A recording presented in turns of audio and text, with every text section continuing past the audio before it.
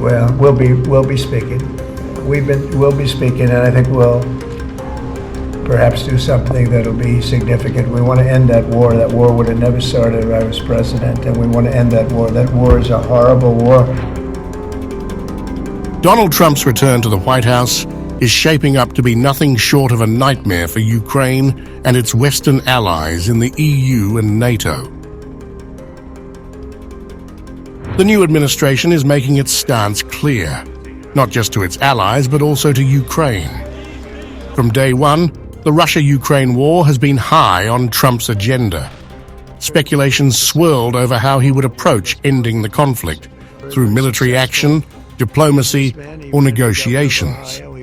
Would he pressure Putin, force Ukraine into territorial concessions, or slash the billions in aid flowing to Kyiv?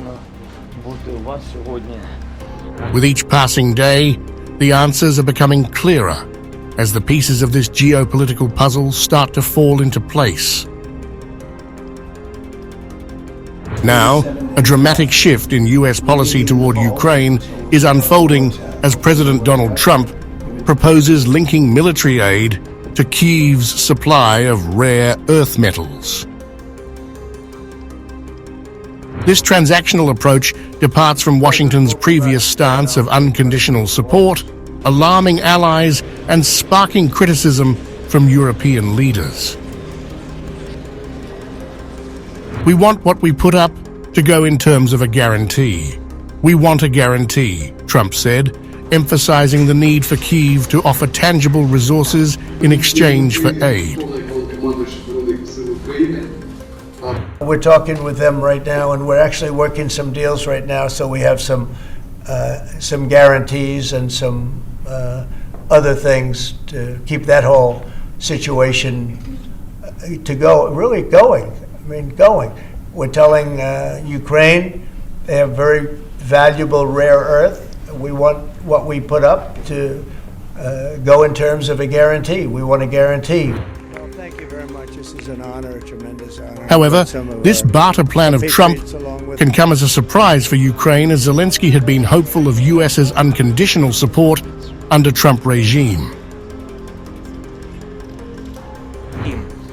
I thank all Americans for proving these words with deeds. I have no doubt that the new American president is willing and capable of achieving peace and ending Putin's aggression.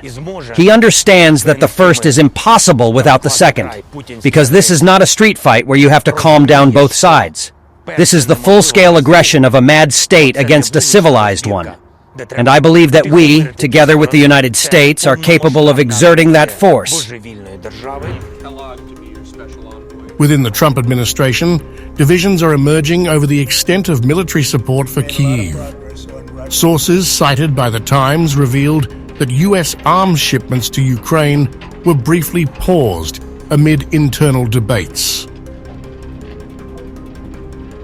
Though deliveries resumed over the weekend, the temporary halt reflects growing hesitation in Washington to maintain the current level of assistance.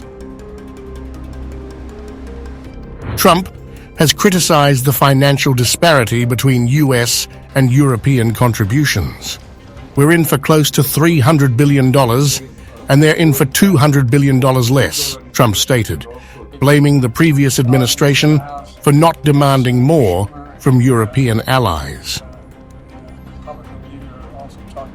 One of the problems we have with the Russia-Ukraine situation is that we want to see some equalization, because we're in for close to $300 billion and they're in for $200 billion less. Why are they in for less?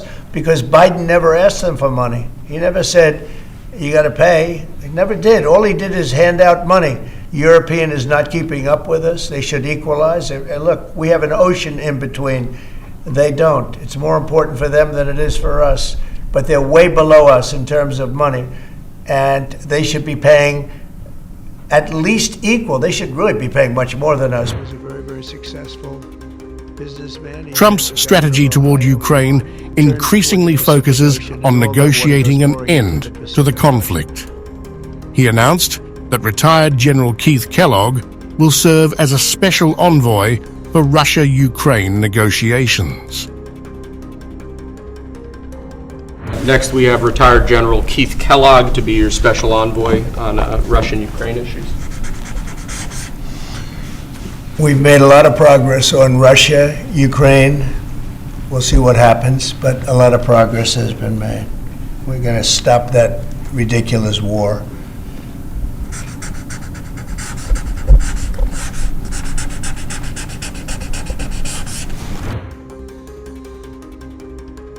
Meanwhile, Ukrainian President Volodymyr Zelenskyy has warned that excluding Kyiv from US-Russia negotiations on the war would be very dangerous.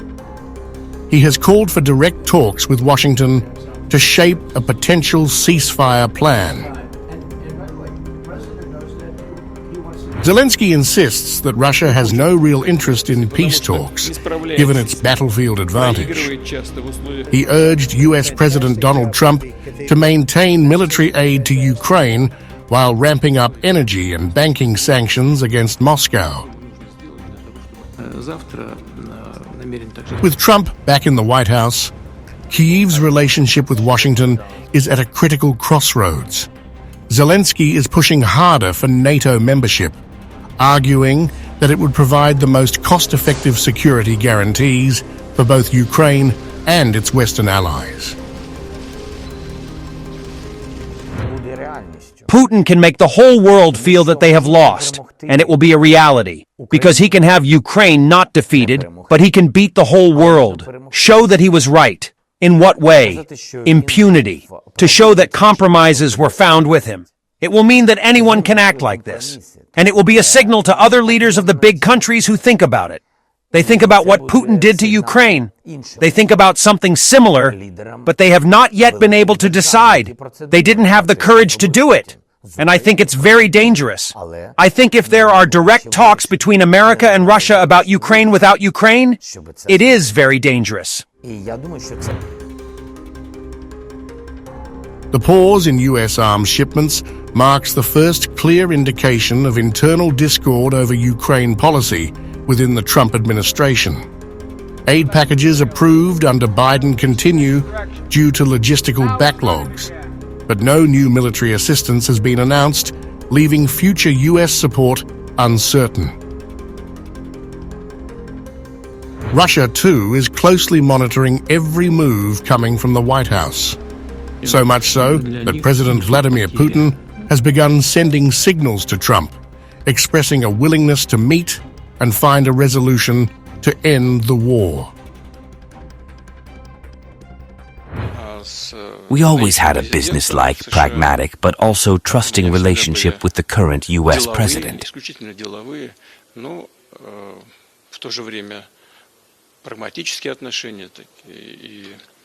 I couldn't disagree with him that if he had been president, if they hadn't stolen victory from him in 2020, the crisis that emerged in Ukraine in 2022 could have been avoided.